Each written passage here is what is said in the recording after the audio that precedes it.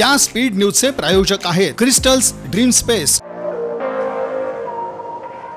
आगामी महापालिका निवडणूक महायुतीतूनच लढणार आहे। मात्र यासाठी भाजप आणि राष्ट्रवादी काँग्रेस पार्टी अजित पवार गट यांच्यासोबत चर्चा आणि बैठका सुरू असून महापालिका निवडणुकीचं वेळापत्रक अद्याप जाहीर झालं नसल्यानं यासंबंधी अंतिम निर्णय वरिष्ठ पातळीवरून घेण्यात येईल। मात्र सध्याच्या घडीला महायुतीमधूनच निवडणूक लढवली जाईल। भाजपनं आम्हाला महापालिकेला आमच्या पक्षासाठी 25 जागा सोडण्याचा शब्द दिला होता। आता तो शब्द खरा ठरवण्याची वेळ जवळ येत आहे। आम्हाला खात्री आहे मुख्यमंत्री देवेंद्र फडणवीस हे आमच्या शब्दाला जागतील आणि महायुतीमधून महापालिकेची निवडणूक लढवली जाईल। त्यावरच पक्षाची पुढील आखणी आणि रणनीती अवलंबून असणार आहे, असं शिवसेनेचे जिल्हा प्रमुख अमोल शिंदे यांनी सांगितलं। लोक जनशक्ती पार्टी महाराष्ट्रातही महापालिका निवडणुका भाजपच्या नेतृत्वाखालील राष्ट्रीय लोकशाही आघाडी अर्थात NDA सोबत लढवणार आहे। त्यासाठी काही जागांची मागणी करण्यात येणार आहे। महाराष्ट्रात आमच्या पक्षाला चांगली संधी आहे, यामुळे महाराष्ट्रात मोठा विस्तार करण्यात येणार आहे, अशी माहिती लोक जनशक्ती पार्टीचे राष्ट्रीय उपाध्यक्ष शमीम हवा यांनी पत्रकार परिषदेत दिली। पक्षाचे राष्ट्रीय कार्याध्यक्ष चिराग पासवान यांच्या नेतृत्वाखाली देशभरात पक्षाची चांगली घोडदौड सुरू आहे। बिहारमध्ये पक्षानं 28 जागा उभ्या करून 19 जागी विजय प्राप्त केला। सध्या पक्षाचे 5 खासदार आणि 19 आमदार आहेत। या पत्रकार परिषदेला प्रदेशाध्यक्ष प्रमोद कुदळे, महासचिव प्राध्यापक अशोक गायकवाड, प्रशांत ननावरे, राम सोनवणे, विजय गायकवाड, राजेश छाजेड, प्रमोद भालेकर, महेश काळोखे यांच्यासह इतर पदाधिकारी उपस्थित होते। ओबीसींचं राजकीय आरक्षण हडप करण्याचा डाव आहे, म्हणून नगरपालिका नगरपंचायत निवडणुकीत ओबीसींनी मूळ आरक्षण धारकांनाच मतदान करावं, असं आवाहन अखिल भारतीय महात्मा फुले समता परिषदेचे प्रदेश उपाध्यक्ष शंकरराव लिंगे यांनी पत्रकार परिषदेत केलं। आपली भूमिका विशद करताना ते म्हणाले की नगरपंचायत नगरपालिका निवडणुकीच्या पार्श्वभूमीवर ओबीसी, SC, ST आणि अल्पसंख्याक समाजानं सावध राहावं। शिंदे कमिटीच्या आधारे काढलेल्या लाखो खोट्या कुणबी नोंदींवरून मराठा समाजाची ओबीसी आरक्षणात मोठ्या प्रमाणात घुसखोरी होत आहे। सोलापूर जिल्हा परिषद अध्यक्षपदासह अनेक ठिकाणी खोट्या कुणबी दाखल्यांद्वारे ओबीसी जागा बेकायदेशीररित्या हिसकावण्यात आल्याची उदाहरणं आहेत। 2 सप्टेंबरच्या GR मुळे नातेवाईकांच्या आधारे SC, ST आरक्षणातही घुसखोरी होऊ शकते, असा गंभीर आरोप करण्यात आला आहे। घरात लग्न कार्य झाल्यानंतर 4 दिवसांनी नवदाम्पत्याला घेऊन तुळजापूर देवीच्या दर्शनासाठी निघालेल्या कुटुंबाच्या कारला रविवारी 30 नोव्हेंबर रोजी रात्री भीषण अपघात झाला।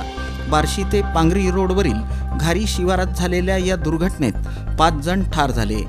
येथील जांभळ बेटाजवळ भरधाव कार आणि मालवाहू ट्रकची समोरासमोर धडक झाली।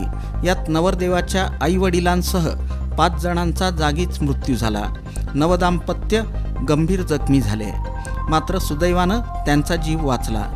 कुर्डुवाडी येथील अनिकेत गौतम कांबळे यांचं लग्न 26 नोव्हेंबर रोजी झालं। यानंतर कुटुंबियांसह ते तुळजापूरकडे दर्शनासाठी MH46X 7728 या SUV कारमधून निघाले होते। सायंकाळी 7:30च्या सुमारास पांगरीहून बार्शीकडे जाणाऱ्या MH20CT 8689 हा मालवाहू ट्रक आणि कांबळे यांच्या कारची समोरासमोर धडक झाली। यात अनिकेतचे आईवडील संजय तुकाराम वाघमारे आणि सारिका संजय वाघमारे दोघे राहणार कुर्डुवाडी, तसंच जयश्री गौतम कांबळे राहणार पनवेल, गौतम भगवान कांबळे राहणार पनवेल, रीता धर्मेंद्र कांबळे राहणार विजापूर कर्नाटक यांचा मृत्यू झाला।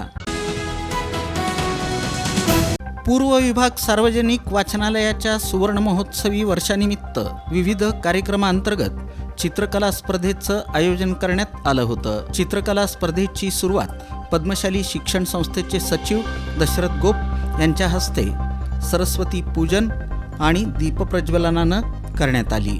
यावेळी पद्मशाली शिक्षण संस्थेचे अध्यक्ष ॲडव्होकेट श्रीनिवास कॅतम, विद्यापीठाच्या दृश्यकला विभागाचे एचओडी धनंजय टाकळीकर यांची प्रमुख उपस्थिती होती.